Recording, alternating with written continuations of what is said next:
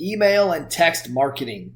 Let's talk about one of these which is underused and one of these which is abused. First, we're going to talk about the abused. That is email marketing.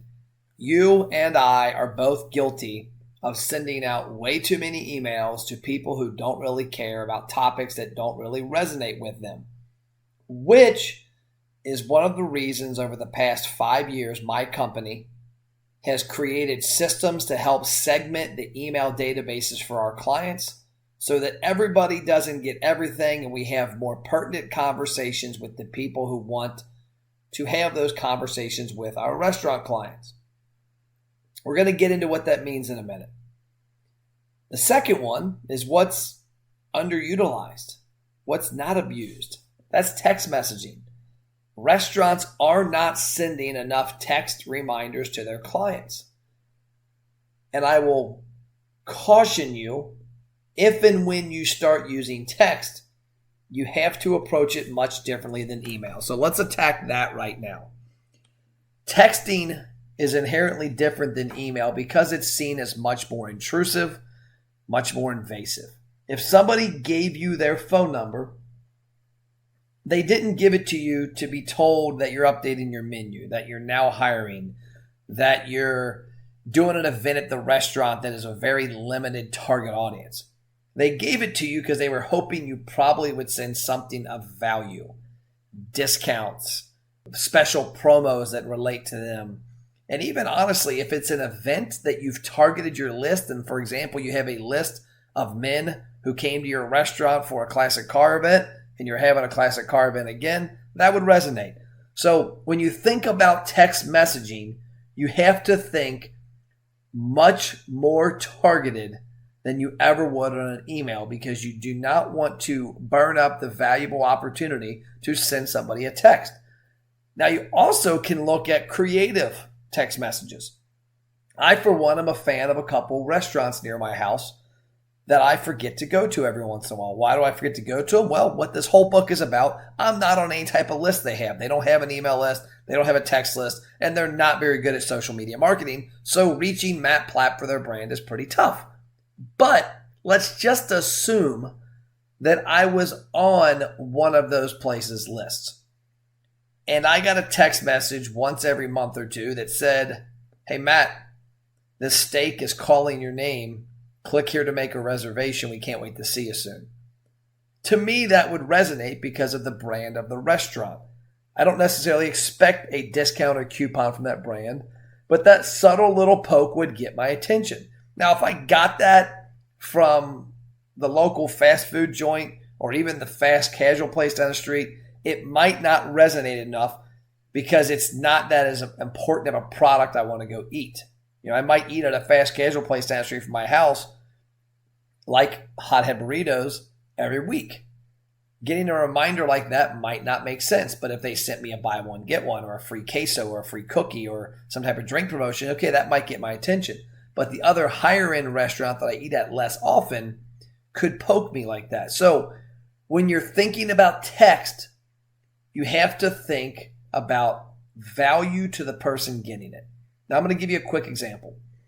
There's a brand locally, it's a franchise, that a few years back their corporate office sent out a text message. And I was involved with this brand at the time, so I had pretty good look inside. And they sent out a text message for opening day of NBA season. And they sent it out, let's just use a round number, 4,000 people. They sent it out to a text club of 4,000. Everybody on the list got the text message. So to break this down, I want you to think about a couple of things. The text message basically said something to the effect of, "Hey, today's opening day of NBA. Come by for this beer special." So look at this and break it down. Number one, let's assume, and this is a low end, half their audience is female on this list. It's probably a lot higher. It's probably closer to 70%. Let's just assume it's half. So 2,000 of the people are women who more than likely are not going to resonate with NBA and opening day of the NBA and coming by and getting beer. So you just sent 2,000 women a message they could care less about. You probably got a bunch of opt-outs. You got a bunch of people that are going to ignore your next text message. Number two, we're in Cincinnati, Ohio. Cincinnati doesn't have an NBA team. Cincinnati is a huge, Northern Kentucky, Cincinnati area is a huge college basketball town, not a very big NBA town. So now you've got that factor. And then the third factor is the fact that it's the first week, the first games of the year, the first weekend. I think it was on a Saturday. So if I got a list of 4,000 people that I get rid of half because let's just say they're women and they're not hardcore NBA fans, which I don't think a lot of them are. Now you're down to 2,000. And now you look at Cincinnati, then okay, what percentage of that list is really hardcore NBA fans? Let's just go half of that 2,000. Now you're down to 1,000. And then now let's go to that half of that audience or percentage of that audience that really cares about the first day of NBA games. So now you're down to, let's say, half of 500. So you just sent a text message to 4,000 people that might actually relate to 500 of your list, and that's probably pretty high. That is a problem with a lot of marketing, especially text. You can get away with that in email because, number one, you can combo a few things in there, but you can't in text. So now let's go to email. And we're going to have, by the way, a link at the end of this chapter if it's the version you're reading. If you're listening, you'll have to get the book to see the link. But we'll have a link to some of our top texts and top email campaigns that we've seen and some tips and suggestions on making them impactful. But let's go to email. Now, email, as I've said, and I openly say, I've abused it like anybody else. I've been doing email since 1999. I remember back in the early 2000s doing email campaigns for our boat and RV dealership that me, my dad, and my brother owned, and getting 80 to 90% open rates. I remember one of my first emails that we ever sent out to our database was announcing this new line of ATVs that we had just picked up. And I didn't expect to get the hundreds of responses I did. And I didn't have automation set up back then and all that fancy stuff. And so it was Matt Plapp up all night responding to people's emails multiple days in a row. That doesn't happen anymore. Rarely, especially for a restaurant, rarely will a consumer reply to your email. Now they might take action and click and go somewhere. So when we talk about email marketing, and as we've talked about so far in this book and in the chapters that we've done in the audio on this, if you're listening to the audio or watching the video, and when you're reading the book, what we've talked about is getting data, segmenting that data, understanding that data, because that is a big mystery in the business. That when I look at what we're doing from a marketing standpoint, a lot of businesses typically have the same conversations with every single person in their list. Now, when I look back at the chapters, we talked about getting attention. We talked about tactics for getting engagement. We talked about gaining and building a database. We talked about the offers and things of that nature. We talked about how to build an email and a text database. The one thing I don't know that we've talked about a whole lot is the power of data within your database. Because what I want you to think about is I want you to think about the opportunity for segmenting your email and text list. So when people come into your world, like when we gather information for our restaurant clients, we use Facebook Messenger almost exclusively right now. And the number one reason we do that is because it's the ease of use.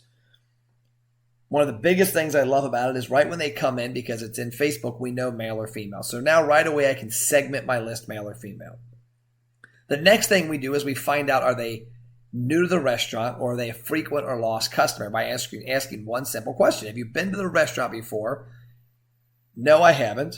Or yes, I come weekly. Yes, I come bi-weekly. Yes, I come occasionally. And so we can segment that by new, frequent, and lost. After that, if you're doing redeemable offers like we talked about, or you're doing some type of promotion that you can track redemption through that email or text, you can now track them as people that came in and spent money. But after you get information from them the first time, you can do other things to get information. You can do emails and texts, asking for them to enter a contest to give more information, answer 3 questions for a chance to win a $50 gift card. And you might find out, are you married or single? Do you have kids or no kids? Do you live or work near the restaurant? Things that you can do to segment that audience so that you're not constantly sending the same people the same thing every month. So that's what's really changed in email, is that back when Matt Plapp was sending that email in the early 2000s to our database, they weren't getting much email. So any email they got was like, oh man, check it out. You've got mail. They opened it up. Today I've probably unsubscribed from 10 email campaigns that I got, and I'm like, where did I get this from? I don't even know what it is. So I unsubscribed. And then there's other ones that I like, but I just didn't pay attention to because they didn't resonate with me. So you want to think about what you're going to do to segment your list, because at the end of the day, if you have 10,000 people in your email list and you attempt to send all 10,000 in the same email every month, your open rates and your click-through rates are going to go into the tank. What you need to do is be segmenting your list and say, okay, the month of November, we're going to email our female customers this, our male customers this. The month of December, we're going to go to our new customers with this promotion, our frequent customers with this one, our lost customers with this one. You want to have the ability to segment your list so that if you have 10,000 people, 2,000 are getting this, 3,000 are getting this, 5,000 are getting this. Maybe you've got the ability, like one of our clients who has a lot of the beer information on the clients, what beers they like. Maybe you've got information on if they eat lunch or dinner at the restaurant, if they live or work near your restaurant. You want to try and segment your data so that you're not sending the same people the same stuff all the time. Because yes, email is less intrusive than text. Yes, email, you can send an email with a couple topics in there. But imagine if you were able to say 4 times a month to your database, 4 different messages, and instead of getting 10% open rates, get 30 or 40% open rates. Instead of getting 5 people to click, getting 200 people to click. That's the difference in getting those numbers, is audience segmentation.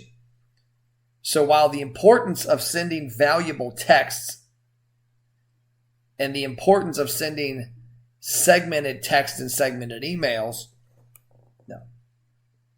So while I talked about earlier the importance of not sending certain information via text because it's seen as more intrusive, there's as much value to segmenting your audience so that everybody gets a different conversation based on who they are. So that's it for this chapter. Next chapter, we're going to dig into online advertising retargeting based on similar things we talked about here in the email and text category. And then after that, we're going to wrap it all up and help you get on your way and help you create restaurant marketing that actually works. I'll see you next chapter.